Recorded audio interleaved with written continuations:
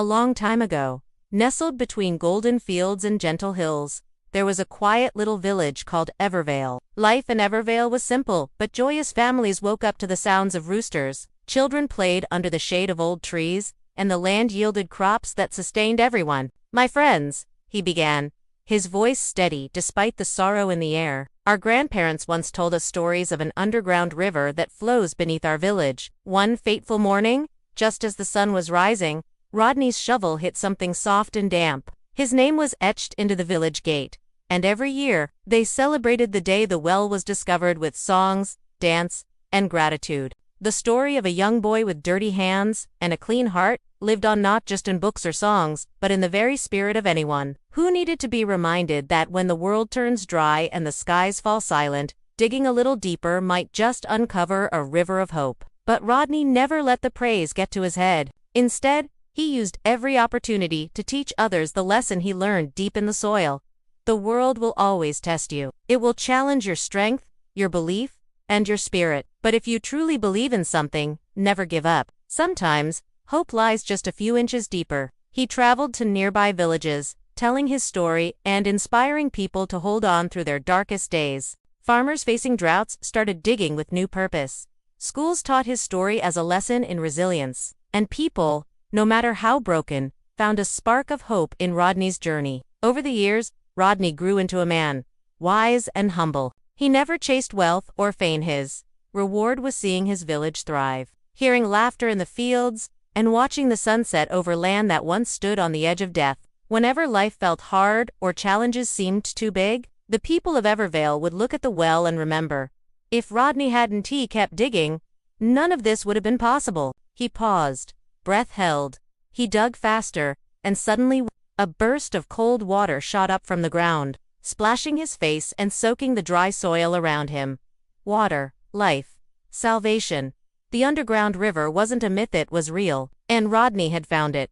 The news spread like wildfire. The villagers came running, eyes wide with disbelief and joy. They hugged Rodney, cried tears of relief, and immediately began building a well around the spot. Water flowed freely again, crops were replanted, cattle were revived, and the stream filled up once more. Evervale began to bloom again, and all of it was thanks to one boy who refused to give up. Maybe it was just a tale, or maybe it was forgotten truth. But what if it's real? What if we dig and find it? The villagers looked around, unsure. Some scoffed at the idea.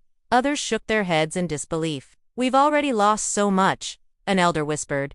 "Digging will take strength, we barely have left." But Rodney's eyes gleamed with something. After a long pause, a few villagers nodded. "Let's try," they said. "Even a fool's hope is better than no hope at all." So, they began. The next morning, with tools in hand and blistered fingers, the villagers started to dig. At first, the spirit was Hymen sang songs as they shoveled, women brought food and water, and even the children watched with excitement. But as days passed and no sign of water came, the excitement turned into exhaustion. The sun grew hotter, the soil harder, and the villagers' patience thinner. One by one, they dropped their tools and walked away, murmuring that the underground river was just a myth.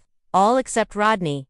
He continued to dig alone. From dawn to dusk, he toiled silently. His hands bled, his muscles ached, and the ground seemed to mock him with every empty inch. People laughed. Some pitied him, others warned him, "Rodney, you're wasting your time. Rest, eat."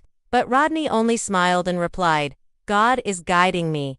I can feel it. I won't stop until I find water or collapse, trying." Among the villagers was a bright-eyed boy named Rodney. Rodney lived with his parents in a modest clay brick house. He wasn't the strongest or the smartest, but he was known throughout the village for his unwavering optimism and kind heart. Every morning, Rodney would help his father in the fields, tending to their crops, feeding the cattle, and singing songs about sunshine and hope. Life was beautiful for a time, but beauty, like seasons, can sometimes be fleeting. One year, the skies turned silent. The clouds, once generous, disappeared. Days stretched into weeks, then into months, without a single drop of rain. The once green and fertile land began to crack under the fierce heat. Streams that danced through the village now looked like forgotten paths. The cattle cried from thirst, crops withered to ash, and the trees, tall and proud for decades, began shedding their leaves in surrender. The villagers watched helplessly as their lifeline faded. They tried everything,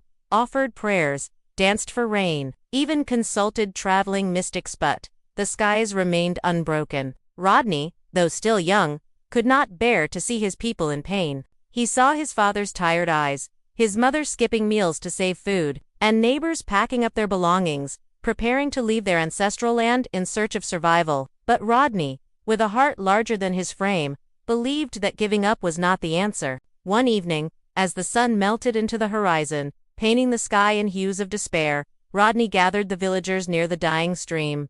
Days turned into weeks. Rodney, now a shadow of his cheerful self, was nearly invisible in the pit he had carved out, but his spirit remained untouched. Rodney's story became legend. Children were told about the boy who believed in an old tale and dug deep enough to bring life back to a dying land. And so,